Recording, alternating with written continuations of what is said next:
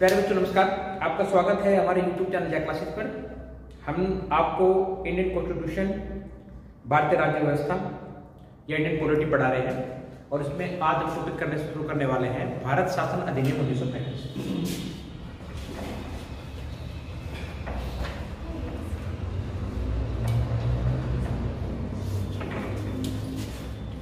भारत शासन अधिनियम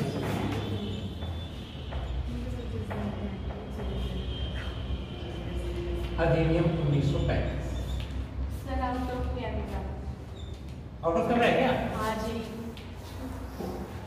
तो और थोड़ा सा अब मुझे मान नहीं कहा था, ये तक तो होगा ना? नहीं सर, ये भी आउट ऑफ कैमरा है, ये देखो। हाँ यहाँ ठीक है, ऊपर ना लिखो, थोड़े से नीचे लिख लो सर। हाँ सर यहाँ पे भारत शासन अधिनियम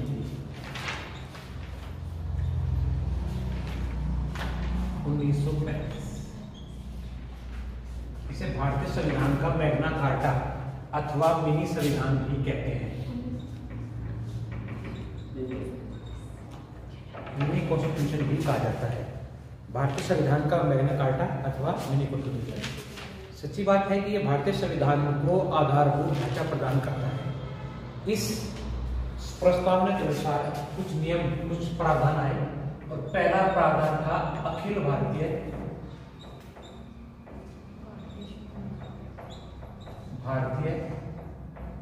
संघ का निर्माण।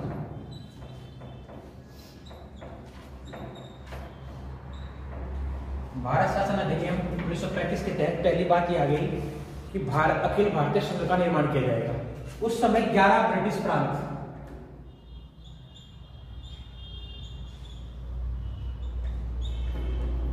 प्लस 6 कमिश्नरी क्षेत्र और प्लस एक सिख रियासत मिलकर अखिल भारतीय संघ का निर्माण करते हैं।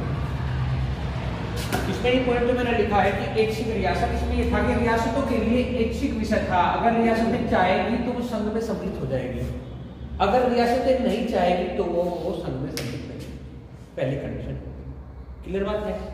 लेकिन ब्रिटिश प्रांतों के लिए अनिवार्य था कि वो संघ में सम्मिलित होंगे।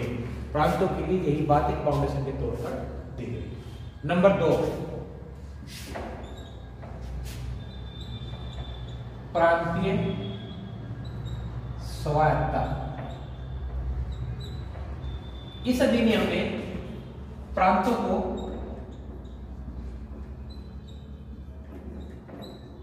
स्वायत्तता प्रदान की एवं अपनी शासन व्यवस्था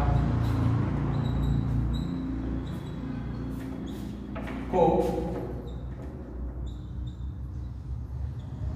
द्वैध शासन से बाहर किया। इसने प्रांतों को यह अधिकार दे दिया कि वो अपनी शासन व्यवस्था के लिए स्वयं जिम्मेदार और स्वयं ही जिम्मेदारी लेंगे। उनके ऊपर इससे पूर्ववर्ती चलने वाले द्वैध शासन से बाहर कर दिया। लेकिन एक बात रखी, केंद्र में द्वैध शासन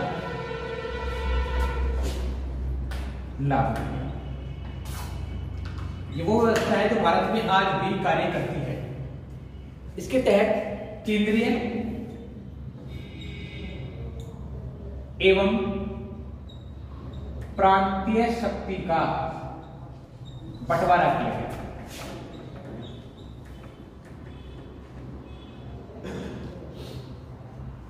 यह अधिनियम केंद्र और प्रांतों के बीच शक्ति के डिवाइडेशन के लिए फेमस था। इसने शक्ति का बंटवारा किया। इस आधार पर इसने 3 प्रकार की सूचियों को निर्मित किया। पहली कर दी परिसंघ सूची,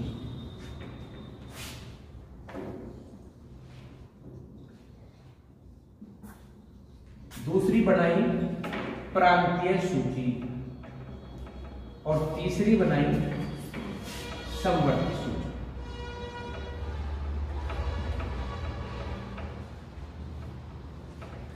परिसंघ सूची के अंदर सेना, व्यापारिक मामले,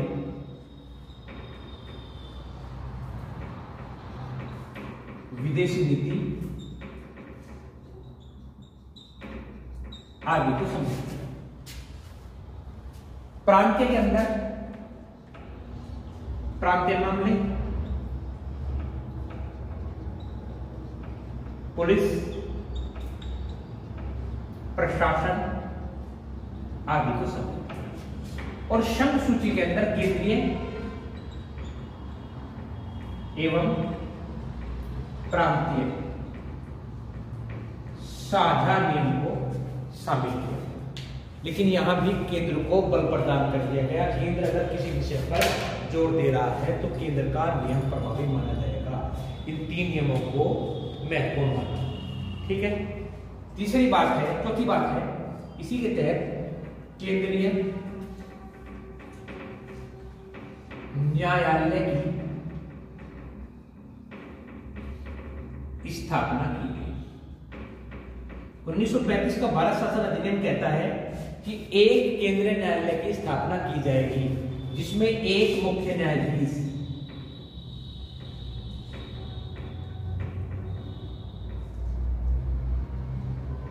प्लस 2 अन्य का संगठन कार्य करेगा। और ये न्यायालय प्रांतीय एवं केंद्रीय विधायिका पर कार्य करेगा। ये बात भी इस एक्ट के तहत इन्होंने रखी। 5वीं बात, ब्रिटिश संसद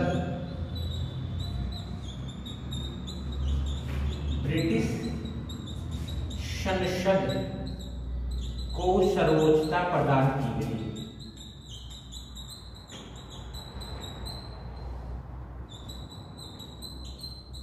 ये नियम क्या कहता है? ये नियम कहता है कि चाहे वो केंद्रीय कार्यपालिका हो चाहे प्रांतीय कार्यपालिका हो, वे इस अधिनियम के द्वारा बनाए गए किसी नियम में कहीं कोई संशोधन नहीं कर सकते। अगर कोई संशोधन करने की आवश्यकता पड़ेगी तो इसे ब्रिटिश पार्लियामेंट द्वारा ही संशोधित किया जाएगा। कितने हो गए? आगे बढ़े। 5 नियम हो चुके, 5 कानून आए। 6ठा देखिए, 6ठा क्या कहता है आपसे?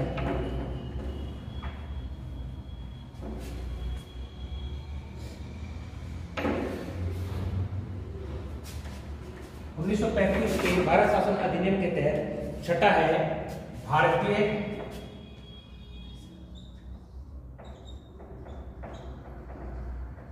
परिषद का अंत।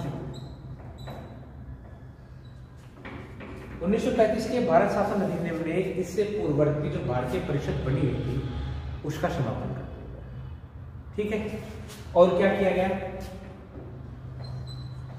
मुद्रा एवं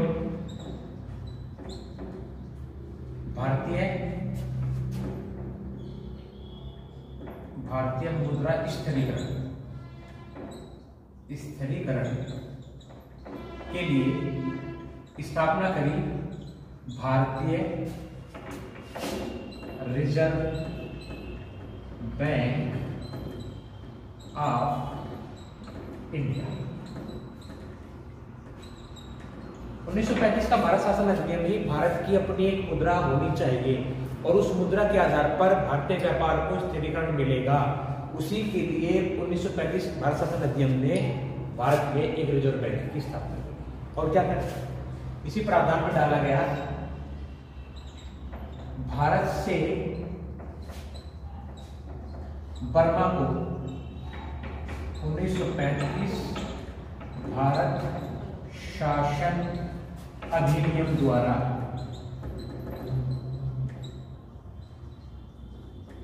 अलग किया। ध्यान रखना, 1935 का भारत शासन अधिनियम कहता है कि बर्मा भारत से अलग एक अन्य देश बनेगा।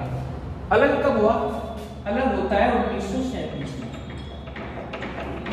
भारतीय रिजर्व बैंक की स्थापना 1935 में होगी, इधर ध्यान रखना। लेकिन जो बर्मा को भारत से अलग किया गया वो 1937 में हुआ। लेकिन इसका अधिकार मिल गया था वो मिल गया था 1935 को। 1935 के बाद शासन अधिनियम। अगला जो पॉइंट आया वो आया सांप्रदायिक आधार पर निर्वाचन का विकास।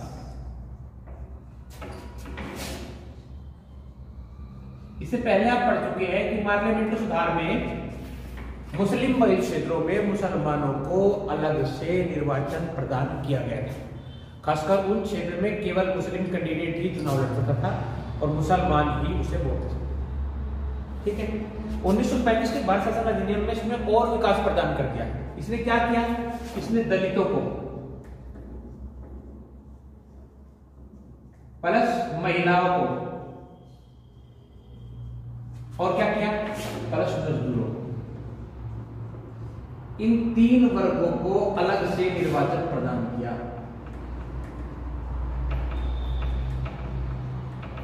निर्वाचन क्षेत्र प्रदान। तो हुआ क्या? हुआ ये कि सांप्रदायिक आधार पर किसी भी प्रकार से जो दूसरों से भिन्न हो या पिछड़े हुए हो, उन्हें इस आधार पर अलग से निर्वाचन का अधिकार प्राप्त हो गया। ठीक है, इसके साथ साथ भारत में मताधिकार का विस्तार कर दिया।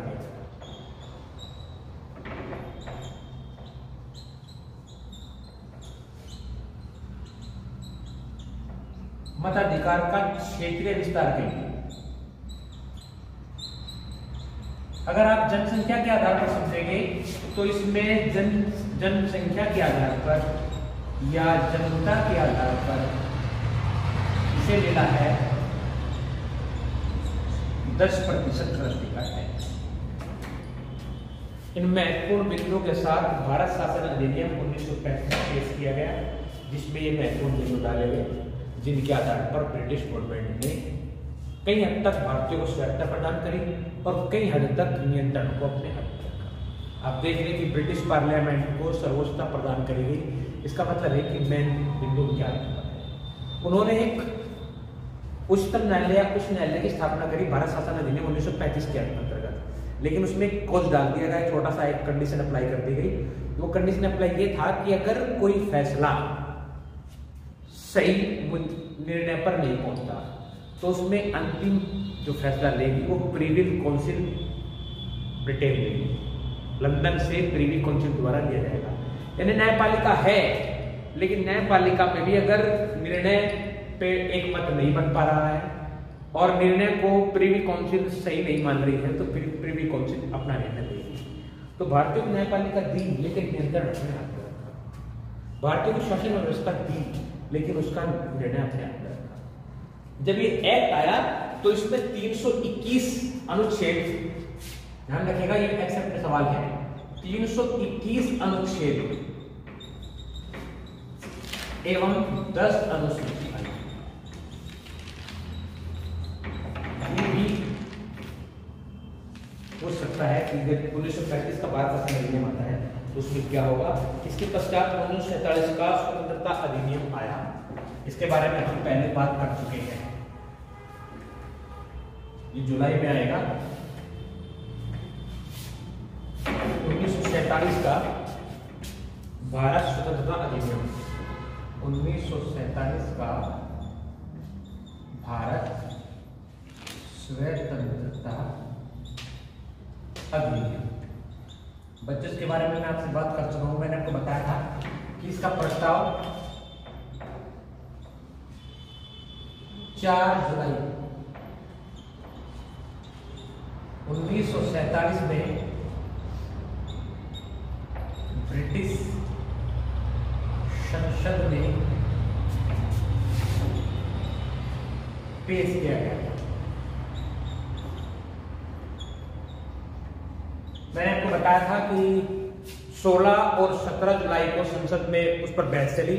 16 जुलाई को लोअर काउंसिल ने और 17 जुलाई को अपर काउंसिल ने उसको मान्यता दी थी और 18 जुलाई को ब्रिटेन के प्रिंस ने उस पर अपने सिग्नेचर कर दिए थे। दैट्स मींस कि 1947 का भारत शासन अधिनियम जो पास हुआ, इसके पास होने की डेट है 18 जुलाई 1947 को किसके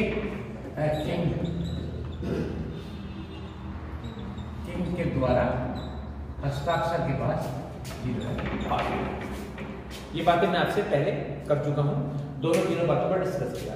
अब बात ये आती है कि भारत शासन अधिनियम ने आपको दिया क्या क्या, ठीक है। तो 1947 का जो स्वतंत्रता प्रावधान पेश किया गया, इसमें पहली बात उन्होंने ये रखी, उन्होंने पहला पॉइंट ये दिया, उन्होंने कहा कि इसके तहत दो, पहला पॉइंट आया कि दो अधिराज्यों का निर्माण होगा। पहला पॉइंट आया है, माने क्या कहता है 1947 का भारत स्वतंत्रता अधिनियम कहता है, ब्रिटिश गवर्नमेंट में ये कहा गया कि भारत और पाकिस्तान दो अलग अलग अधिराज्यों का गठन किया जाएगा इसके तहत, ठीक है। दूसरी बात क्या कहेगी, प्रत्येक राज्य का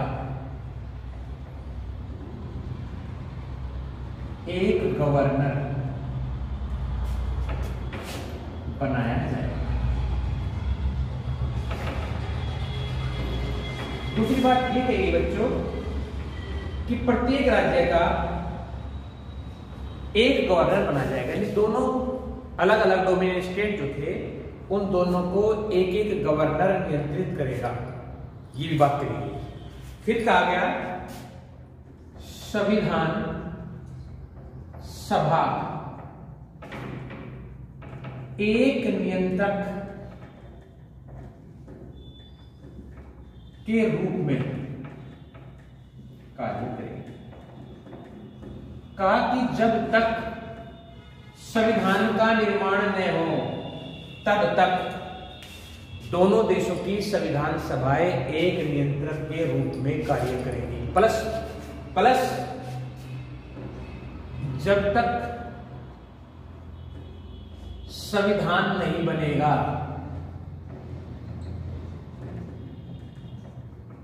तब तक 1935 का भारत शासन अधिनियम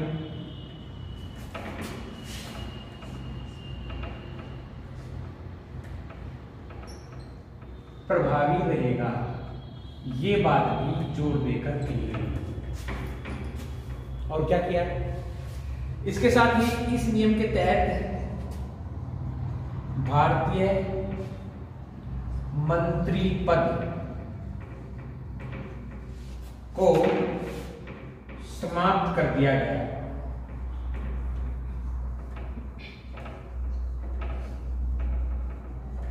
और क्या कहता है यह अधिनियम?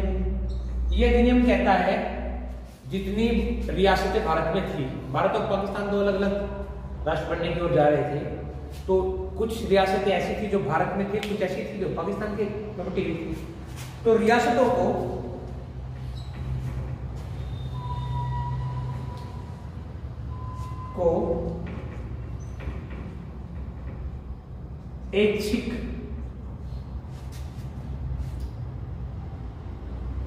ऐच्छिकता प्रदान की गई। कैसी ऐच्छिकता प्रदान करेगी बच्चों? रियासतों को यह अधिकार प्रदान कर दिया गया कि आपकी मर्जी है, आप चाहो तो भारत में जा मिलो, आप चाहो तो पाकिस्तान। हर रियासत की अपनी एक इच्छा थी कि आप जिस राज्य जिस स्टेट में मिलना चाहते हो, चाहे वो भारत हो चाहे पाकिस्तान हो, आप जिसमें मिलना चाहते हो उसी पे। संविधान सभा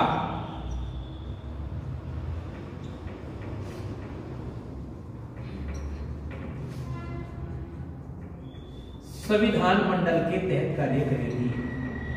जब तक वो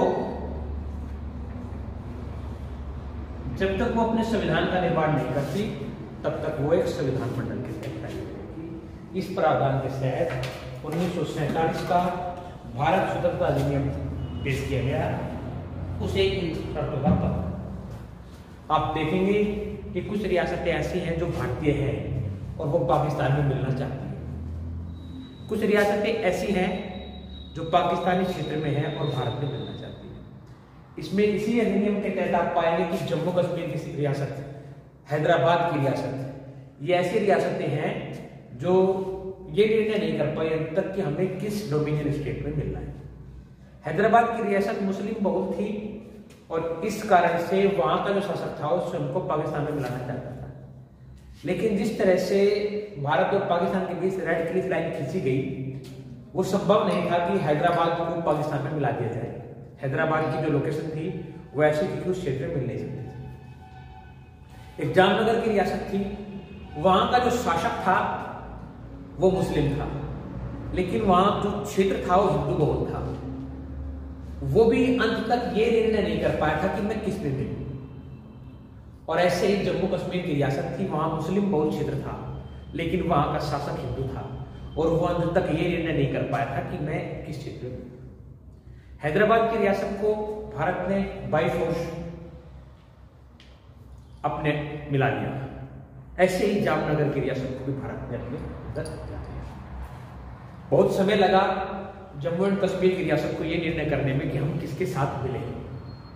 जब भारत ने 2 रियासतों को अपने साथ सम्मिलित कर लिया तो पाकिस्तान के भीतर जो है उथल पुथल मची और पाकिस्तान ने 10,000 अफगानी लड़ाकों को अपने साथ लेकर J&K पर आक्रमण कर दिया।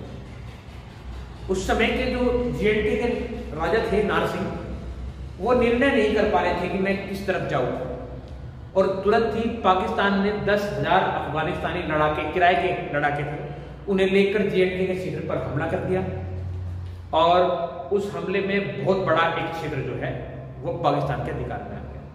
बहुत बड़ा तो क्या, वर्तमान जम्मू कश्मीर क्षेत्र को लगभग 2/3 अधिकार कर चुके थे।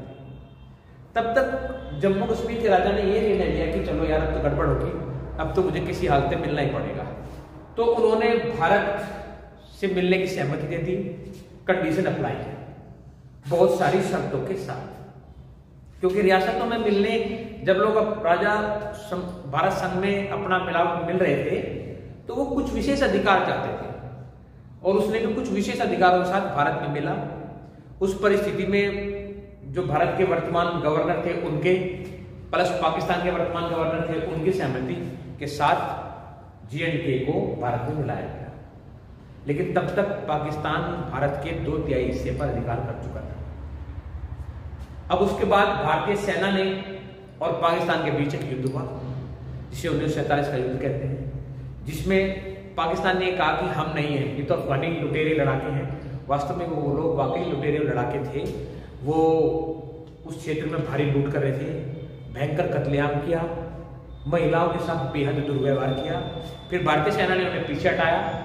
जब तक भारतीय सेना उन्हें पीछे धकेल कर जहां आज वर्तमान में POK है, पाक ऑक्युपाइड कश्मीर की लाइन खींची हुई है, उस क्षेत्र तक पहुंचे, तब तक पाकिस्तान ने UNO में अपनी शिकायत दर्ज करा दी। 1945 में UNO की स्थापना हुई थी और 1947 यहाँ चल रहा है। UNO ताजा खड़ा हुआ है। UNO में पाकिस्तान ने अपनी शिकायत दर्ज करी कि भारत मेरे क्षेत्र पर अधिकार कर रहा है और जहां आज एक्चुअल POK की लाइन खींची हुई है, जहां दोनों देश उस समय लड़ते लड़ते वहां तक पहुंच गए थे, भारत पाकिस्तान को पीछे की ओर धकेल रहा था। भारत ने पीर पंजाल सब क्षेत्र से पाकिस्तानी जो लड़ाके थे और अफगान लड़ाके थे सबको मार पीट कर बाहर कर दिया था। तो जहां तक वे पहुंच गए थे उसी समय UNO से आदेश आ गया कि जहां अब दोनों सेनाएं रुकी हुई है वहीं युद्ध को युद्ध विराम कर दीजिए। हम जम्मू कश्मीर क्षेत्र में जनमत कराएंगे और जनता ये तय करेगी कि हम किस क्षेत्र में मिलना चाहते हैं। कंडीशन है रियासतें एक सीख का प्रदान करेंगे।